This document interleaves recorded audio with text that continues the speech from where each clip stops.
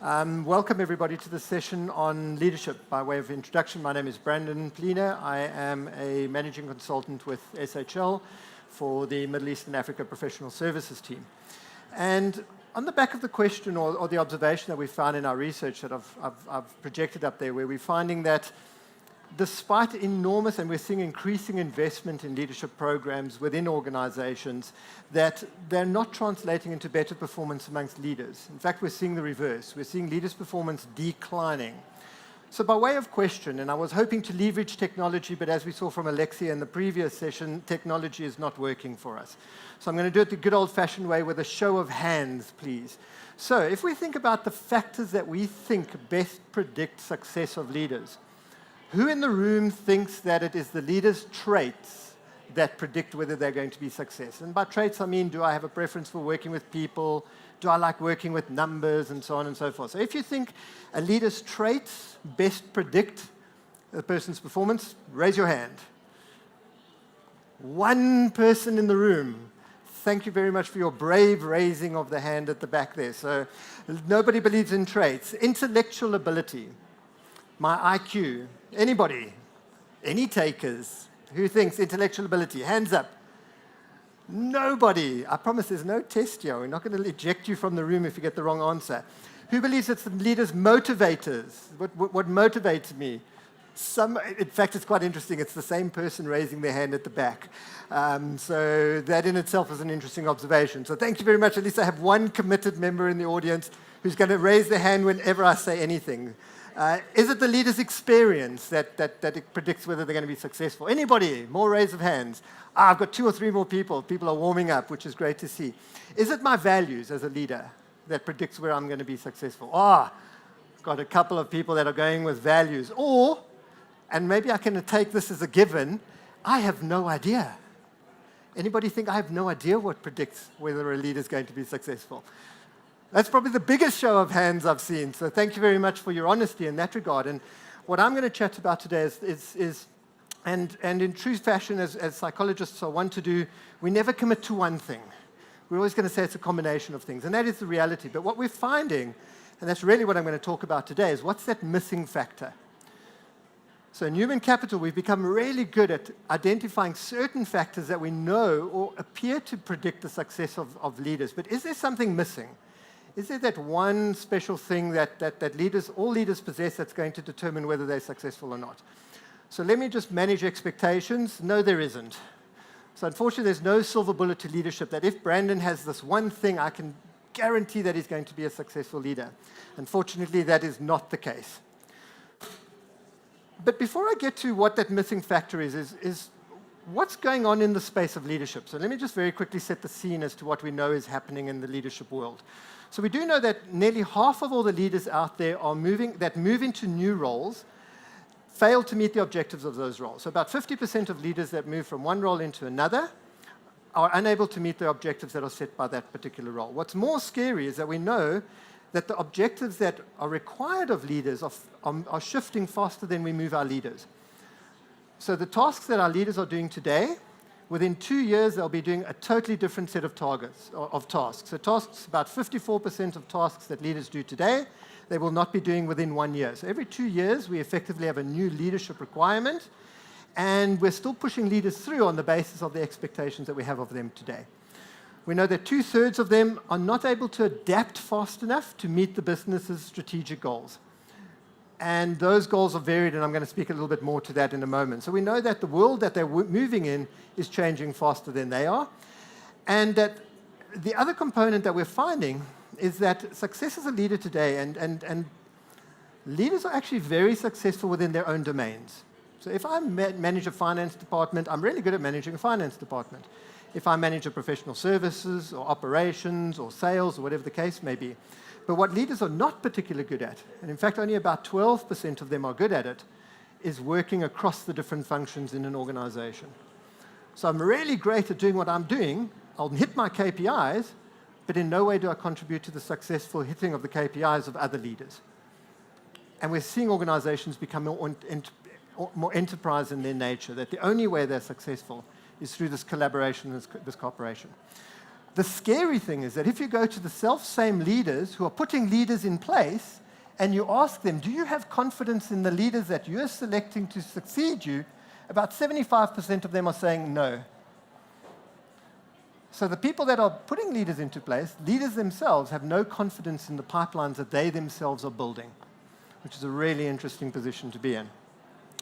And as a consequence, only about 13% of global organizations today are saying, you know what, my leadership bench is strong enough, and we're seeing a year-on-year decline.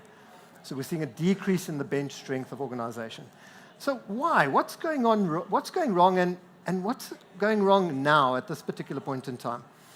And at its heart, we have two conflicting components.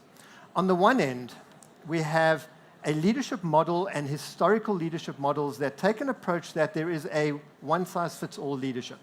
This is what a leader looks like in my organization. So that's the one end of the continuum.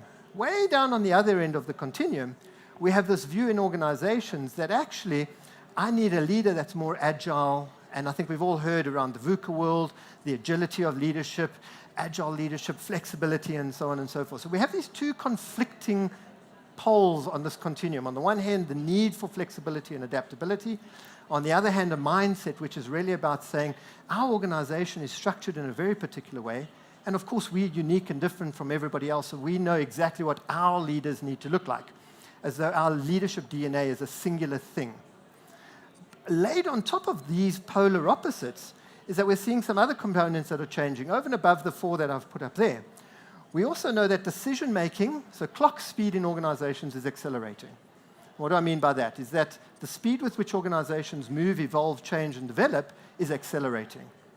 We're seeing shrinking in the time. And for those of you who know Drotta's leadership pipeline, Drotta talks about three things changing as a leader moves up through the pipeline. The first thing that changes is the tasks that I do on a day-to-day basis. The second thing that changes is the value I contribute to the business and how I contribute value. And the third thing that changes is how I use time. But that time is being taken away from leaders and accelerating. The interesting thing that we're seeing with that acceleration in clock speed is that leaders have to consult 52% more people than they previously had to in order to make any sort of decision. So we're saying the organization must move more quickly, but you need to speak to more people before you make a decision. And as a consequence, leadership decision-making speed is decreasing. So you've got this acceleration in the speed of organizations and a decrease in the speed of decision-making around leaders. And as a consequence of that, we're seeing organizations being left behind because they're not able to keep up with the speed with which their own organizations, never mind the world out there, is evolving and changing. So with that in mind, and when we think about leadership, historically and on an ongoing basis, there are really three components that come together when we start thinking about what allows a leader to deliver impact. The first is the attributes that the leader talks to, and that I asked earlier. And that's things like traits. And that may be, I have a preference for working with people, I love doing strategic work, I have a passion for understanding why people do the things, and so on and so forth. The second is their abilities. And yeah, we're talking about cognitive abilities, so whether it's my numerical reasoning, verbal reasoning, whether it may be a range of other abilities that we know and are also equally important for a leader. The third is knowledge. What do I bring? What do I know? Skills, values, competencies, so on and so forth. So those are the attributes that sit in a leader. And I don't think that's a surprise to anybody sitting in the room. We all look at our leaders and go, that person's a great leader. And I can list off a whole lot of reasons why I think that they're a great leader. The second thing we look at is then the behaviors that our leaders display. And these are now we're starting to get down to what I do on a day-to-day basis. Task management. How do I manage interactions within my teams? How do I manage the networks within my organization and outside of my organization?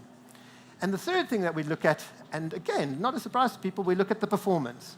How do my leaders perform in relation to specific things? Operational management, as an example, network management. It's not my choice of music that I would be playing next door, so apologies for the noise that's coming from the audience next door. How do we foster accountability? An interesting shift that we're seeing in leadership is that a decrease, slower decision-making, more people to consult, less accountability. That's the advantage of consulting more people, is that I can point fingers to more people when things go wrong. Fostering accountability, supporting growth. And this combination of things typically then allows a leader to be impactful within their own organization. Or that's what we think. So most of us in this room are sitting there going, oh, that's nothing new. We look at a person's traits, we look at the attributes of our leaders, we look at the behavior, we look at their performance, and the combination of these things allows us to identify who's our next leader. But is there that X factor? Is there that something else that, when accounted for, enables us to better predict leadership performance? And I'm going to focus on the word better in this particular instance, because at the end of the day, what we're ultimately interested in doing is getting our leaders to go through a process of incremental improvement. We're never going to find that, again, just to manage expectations, there's no one X factor, I'm afraid, but the one that we've found in our research, which few organizations account for, which we find that when you do look at it, can bring about as much as a 300% improvement in performance: context. It's as simple as that, the work context. But it's not enough to say work context, because, well, I know the context of my organization. We work in South Africa. That's the South African context. That's not what we're referring to. What we've found when we look at leaders across the world is that most leaders are having to deal with one of 27 key context challenges. They really group together under 4 broad categories. So I'm being sneaky, and I'm going to get you guys to come and chat to us at our stand in the corner of the display room. I'm not going to share with you all 27 of the context factors.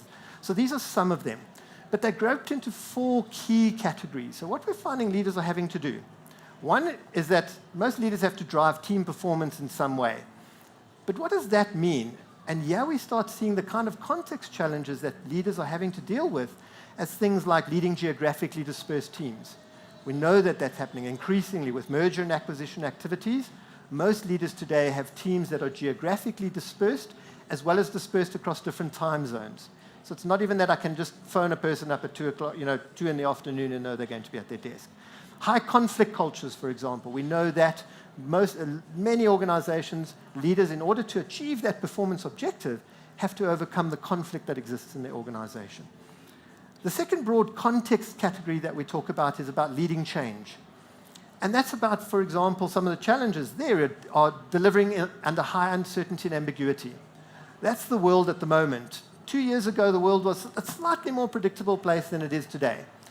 Today, it's incredibly difficult to predict what the world is going to do from an economics perspective, from a political perspective, from a social perspective. It's increasingly complex. Part of their challenges that they may have to do is design and drive new strategies. Next category is around delivering results. That might be about delivering high margins, as an example. It may also be around delivering exceptional customer service, for example. And then the final broad category is about managing risk and the reputation of the organization. So delivering in high-risk contexts, for example, representing organizations externally, and so on and so forth. Now, most people sit here and go, yeah, Brandon, that's great. We know this. So at the end of the day, I'm going to bring in a leader that can do that. And therein lies the challenge, is that we bring in leaders that we need or assume to need to be able to do everything, to deal with all 27 of those contextual challenges. And we sort of look at our leaders and go, Brandon's great as a leader because he can deal with all of those. But what we're finding is that, as a starting point, is that very few leaders actually only have a few challenges to deal with. So it's strange, again, no surprise, more than a quarter of our current leaders are having to deal with more than 9 of the contextual challenges that we've identified through our particular research. So more than a quarter of them are having to deal with 9 or more, with a higher percentage, then a high percentage also having to deal with 10 or more, for example. But what we're also finding is that there are certain challenges that are consistently more difficult for our leaders. So the 4 challenges that are consistently more difficult for our leaders across the globe, across industry sectors. Firstly, frequent leadership change. So we know our leadership structures change incredibly quickly. So now you can begin to understand why leaders have less confidence in their own people, because their leadership structures are changing so quickly that actually I have no time to develop or build a relationship with the leaders I do have. So the first challenge that all leaders tend to struggle with, frequent leadership change. Second one, high uncertainty. That's the world today. We live in an uncertain world. We never know whether Alexa's going to work or not. So We'd never know whether my leaders are going to be able to deliver or not. We never know what the president is going to tweet at any given moment in time, and how, or a certain president, and how that may begin to impact global politics, for example. The world is unpredictable, and it's the one challenge that most leaders struggle with the most. The third area that they struggle with is low collaboration environments. We are setting up our environments such that we laud speciality, and we do it in our leaders as well, is be a specialist leader, forgetting that actually most organizations need to function by creating collaborative environments rather than isolated individualistic environments. And the final area that cuts across all of the challenges is around high conflict environments. We're finding ourselves living in a world where conflict, and this challenging thing around conflict in the environment today and our work environments, is that it's coming from different spaces. It's no longer about the kind of labor conflict that we were comfortable with. I'm going to have a debate around my salary, for example. The conflict is occurring on a multitude of different social levels, on a multitude of different cultural levels. And that really is starting to put our leadership under an enormous amount of pressure. So to reiterate, the first thing that we're seeing in terms of those values is that context makes or breaks the leader. So if context makes or breaks the leader, let's get this to work, who's the right leader then? And so, yeah, it's really difficult. It depends, fundamentally, and it depends on what is the context that my leader is going to need to navigate. So what most organizations do is they take it, when it comes to developing their leaders or selecting their leaders, they start by going, okay, what kind of leader do I need? What's our leadership DNA? Oh, we've got our leadership charter. We've got our leadership competencies. And I'm not suggesting that that goes away. But if you're using that as the defining point of your leaders, you're going to cookie cut every single leader that comes into your organization, because they need to match your DNA. They need to match your competencies. They need to match your culture. As opposed to saying, what's the context that our organization finds itself in at the moment? And how do we make sure that our leaders match the demands of that particular context? Because my charter may not account for high conflict environments in my organization. It may not account for geographically remote teams. And so my leaders are then being asked to deliver in a context which is unfamiliar to them, where there's a disconnect between their own experiences and traits and the like. So it's a combination of two things that we find drives the success of a leader. The first is the traits of the leader, the values that you bring. And by traits, it's expansive. It's the values, my motivators, my behavioral preferences and the likes. But at the same time, we're starting to see that experience accounts for a larger proportion than we used to believe of that leader's success in an organization.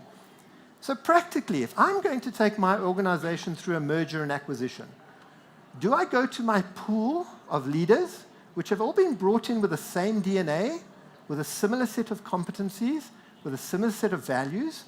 Or do I seek out a leader who can take an organization through mergers and acquisitions? I know where I'm going to put my money.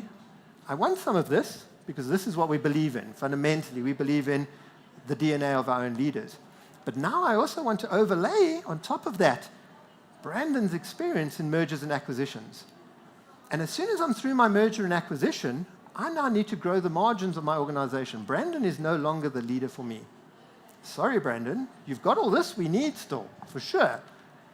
But the experience I require you to bring to the organization is different to what you have.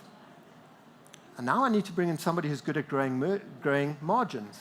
And I take Brandon and I shift him to somewhere where he's good at mergers and acquisitions.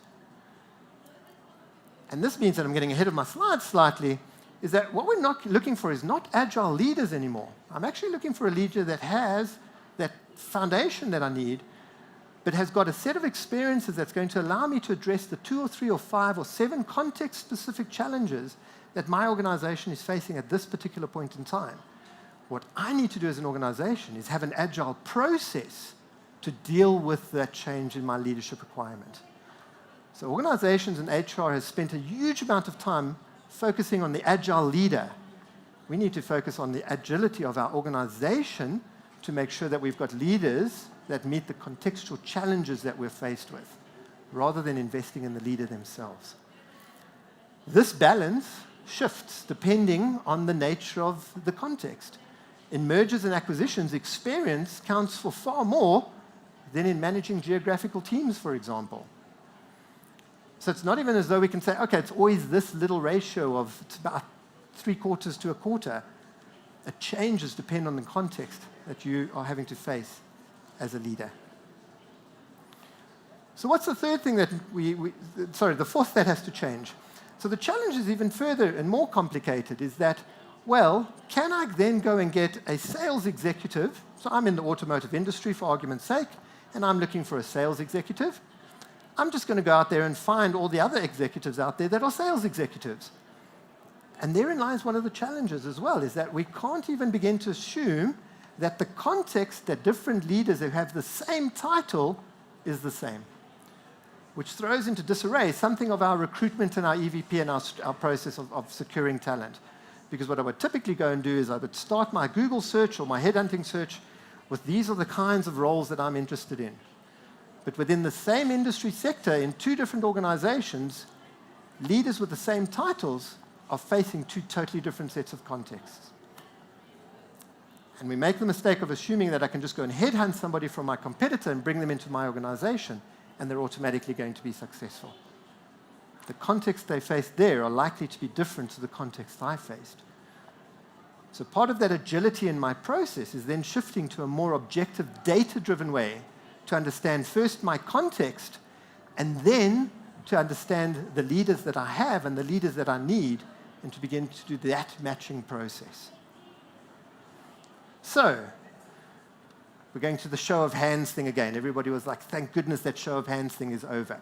So what can I do? What do we need to do? And what are some of what we've seen within the human capital and the talent space? So a couple of show of hands. Who thinks the best way to solve this problem is by running for the hills? Yes, I like the consistency. So I will applaud the consistency of people who go, I have no idea what to do, and I'm going to run for the hills. So fantastic. Thank you so much for your honesty and for your consistency. Which organizations are sitting there going, we need to make some fundamental changes? Oh, one at the back. Thank you so much. We'll give that gentleman at the back there. Who thinks we need to drop, tuck, and roll? Drop, tuck, and roll again. Fantastic. So we're running for the hills, drop, tucking, and rolling. Who thinks we need to revisit our succession planning process? Okay, so a lot of people going, oh, succession planning. Fantastic. And then finally, which organizations think that actually maybe we need to start thinking better around how we use the data that we collect on our people?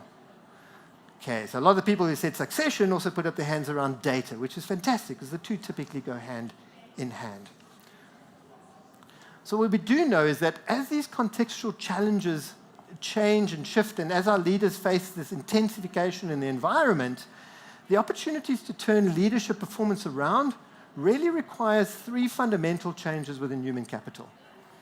Back into the agile processes. So organizations, and I'm not refuting the importance of succession planning, but should we be focusing on who's typical succession programs? Look at one thing, continuity. Brandon is my CEO. Who's the next logical successor for Brandon in the instance that he leaves? It's a continuity model. And we then do a whole lot of development and training for Brandon's set of successors because one day I'm going to need to replace Brandon. What we don't accommodate for or account for is that actually the context in which our new future leaders may find themselves is going to be radically different from today. It's back to that agile. So it's yes, we need to revisit not the succession pipelines that we've built, but rather the manner in which we make decisions about who exists within our pipeline, and that we're more flexible in how we work with the people within our leadership pipelines, the concept of optionality rather than continuity. So what are these three changes that we're seeing organizations or human capital having to make in order to deliver against the shifting world of leadership? The first is to focus on those context-specific profiles. We need to be better at understanding the context of my own organization and the context that I'm going to be putting leaders into as a starting point. We're very good as organizations at determining and building out our leadership profile. What does the ideal leader look like? As I've said already, what's the DNA? What's our leadership competencies? What's our different levels of leadership? SST levels and so on and so forth. We're really strong at that. We've been doing it very effectively for years. but we're very not as strong when it comes to saying, okay, well, what's the context that I'm putting these leaders into? And how is this context likely to change? And therein lies the challenge. In this global world that is changing so quickly, how do I then determine which are the contexts that my leaders are able to change? So it's again, to reiterate the point, it's not that it's a shift in mindset from developing agile leaders to developing agile processes around our leadership. And a lot of investment is in developing that concept of agility in our leaders. So we find that organizations that have these agile processes are then typically about 60 to 70% more likely to have deeper leadership bench strength that allows them to, as the context in which they're functioning shifts, are able to then go, Brandon, we know you're great at mergers and acquisitions. We're going on a massive drive strategically for the next 3 years to grow our business, not organically, but rather through mergers and acquisitions. You're our leader for today. In 3 years' time or 4 years' time, once we've finished our acquisition cycle, I'm now in a space of having to grow and defend my margins. Brandon, it's no longer you. It's somebody else. Do I have the agility within my organization to manage my leaders around that? Rather than taking Brandon and saying, Brandon, let's develop you and train you. You were great at mergers and acquisitions, therefore you must be good at growing good margins. And that's not the reality. It's about matching the individual leader's traits, behaviors, experience, motivators, and values with the context that I require that leader to deliver within. So I'm going to flip back.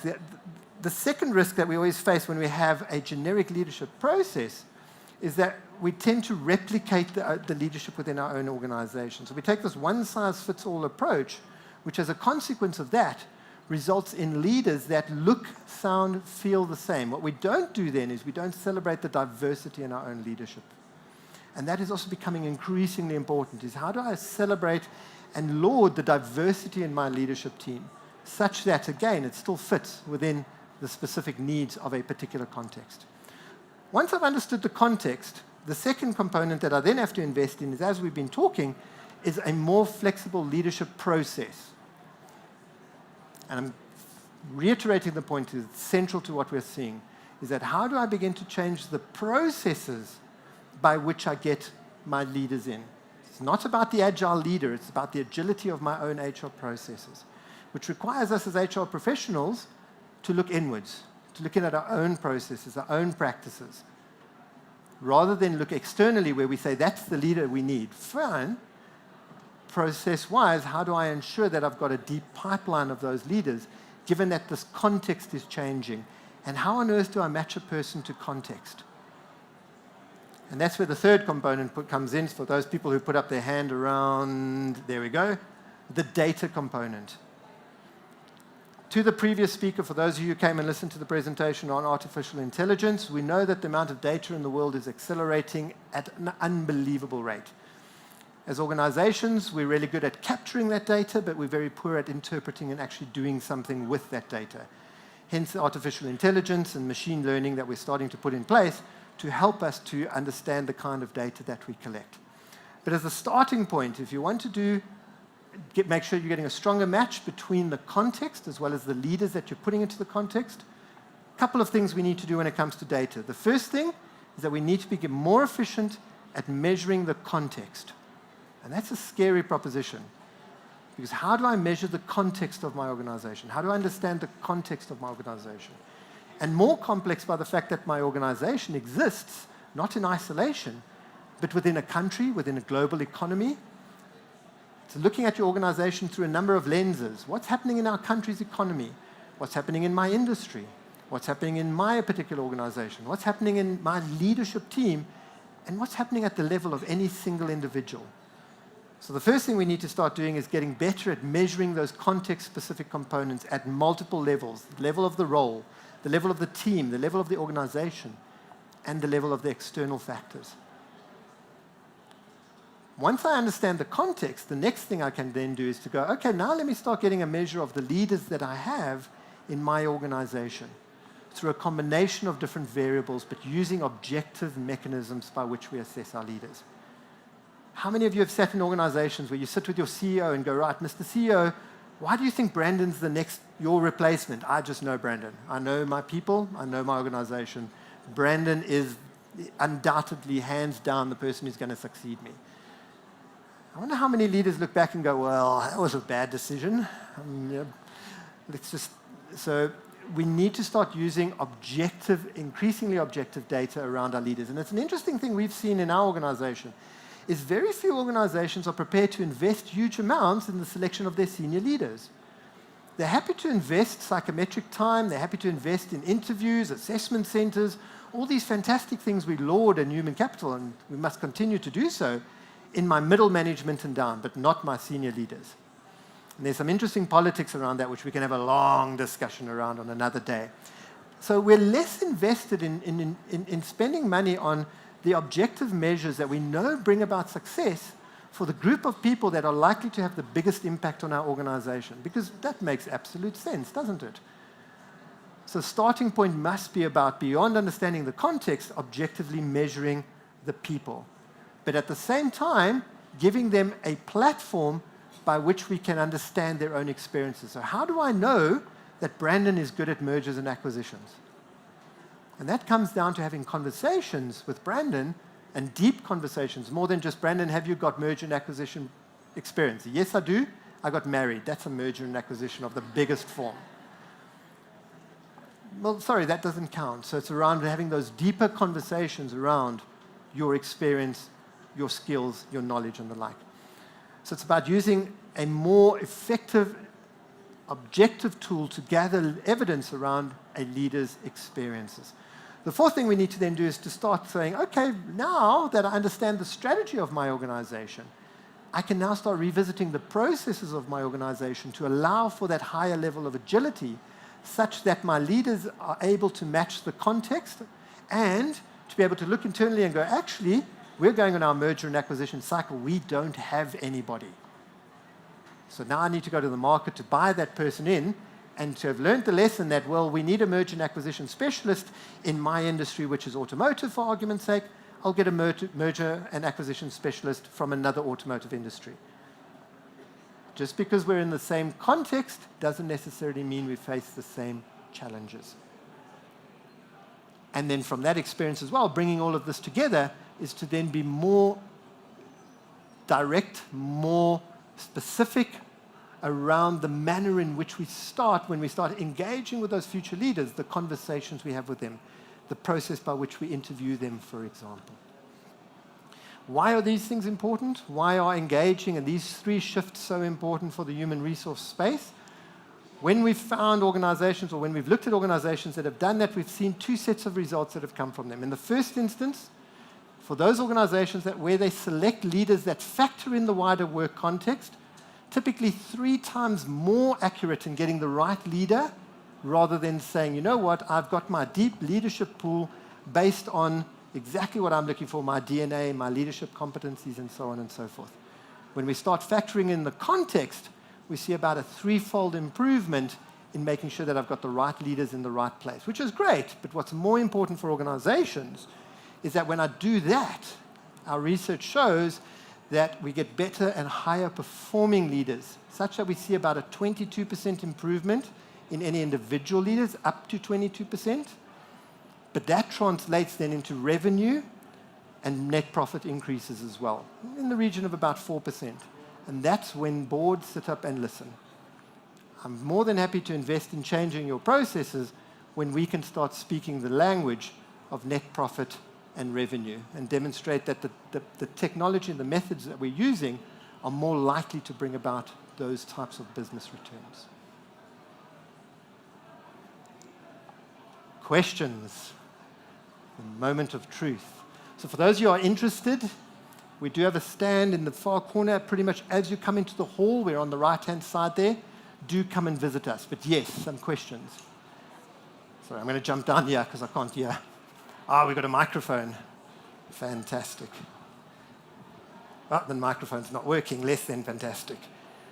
There we go. It's working. Awesome. Thanks, Brandon. Pleasure. I'm very sorry to hear this, so Brilliant.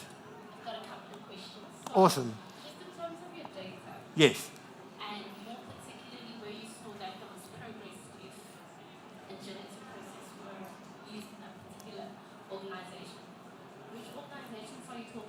Fantastic. Industry, which you just Brilliant. look at.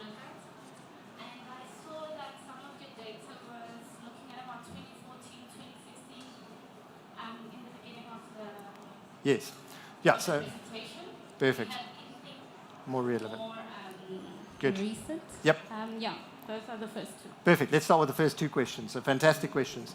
So the research that I'm referring to in terms of the context is research that we've only been doing since the beginning of 2017. So we've referenced what we've seen in terms of the world of change is slightly older. And if anything, what we're seeing is actually some of those numbers are underrepresented at the moment. So yes, we do have more recent research around that. The leader edge research that I'm referring to is far more recent. It's about 2017. And that's based on research, if I remember correctly, just over 9,000 different leaders across industries and across sectors. So we're not industry specific, not sector specific. And the advantage with the model that we've got is that it says, let's look at the context, because so you get two things happening. Either the same contextual challenges occurring within two different industries, so leading geographically dispersed teams. We see that happening in a multitude of different industries. But what we're also seeing is even within the same industry sector, that some industries within that sector are facing geographical team challenges, but others are not. And so our research spans different industries as well as being global, including, I think about 22% of our sample was made up of South African leaders. Lots of questions. Perfect. So we've got another two over there. Hi, Brandon. Thank Hello. you for the presentation. Thank you. Question from me is, when you already have your leaders in the business and they've been selected and you're now the HR for this organization where Yes. the leaders are already there, but they're not agile and Yes. they're not adapting to the changes in the organization, what do you do to drive this change? Brilliant. What do you do to help your leaders in that way? Brilliant. A fantastic question. So I always play with space. I think everybody's seen I'm not very good at standing still. So I have two spaces whenever I present. I have this world, which was the world of the ideal leader, and that world was the world of the changing leader. So I'm going to do the same. This is the world of best practice. So best practice would then be about saying, okay, let's sit and look at what are the contexts that our leaders are going to face. Let's start looking at, can we put our leaders onto accelerated development plans, and so on and so forth. The reality is different. This world suggests that that's great, but at some point in time, I also may have to have a difficult and different conversation with my leader. You are no longer the leader that is going to allow me to be successful within my current context. Ideally, I would like to keep you in my business because I value you because of these things you have. But for the challenges we're facing at the moment, you are not the leader I need. So how do I redeploy you, work with you differently, or we have a more difficult conversation?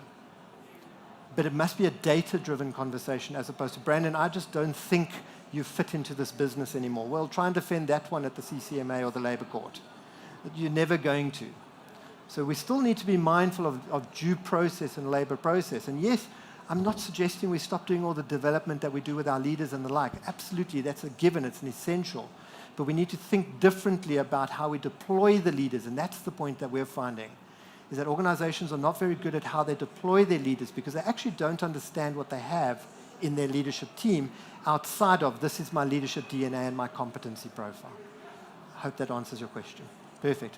Yes. I'm not too sure how much time we have, but let's go ahead with another question. I think you answered part of what I was going to ask. Perfect. Because context changes. Absolutely. So you will always be rotating your leaders. Good. But the other question I have is, at which level of leaders are we talking about? Is it the executive? Great question. Or senior management? Yep. Or Great question. So our research predominantly focused on your more senior leadership to executives, which is not to say that the same theory doesn't apply at a lower level. The complexity of the context changes as you move through the organization. So if you think of somebody like Elon Musk, and we all know Elon Musk has been in the news for the wrong reasons recently, the kind of context challenges he's facing, so he may be facing challenges around lack of trust from the investors. As a middle manager, I'm going to be experiencing that as well, but in a different way. But our research has predominantly focused on your more senior to executives, rather than the next level down. Once we start going below that, then we start moving more into hypo and high potential models, which is not to say we can't apply the same agility thinking, is how do I use my high potentials in a more fluid way as well. Perfect, we've got a few minutes.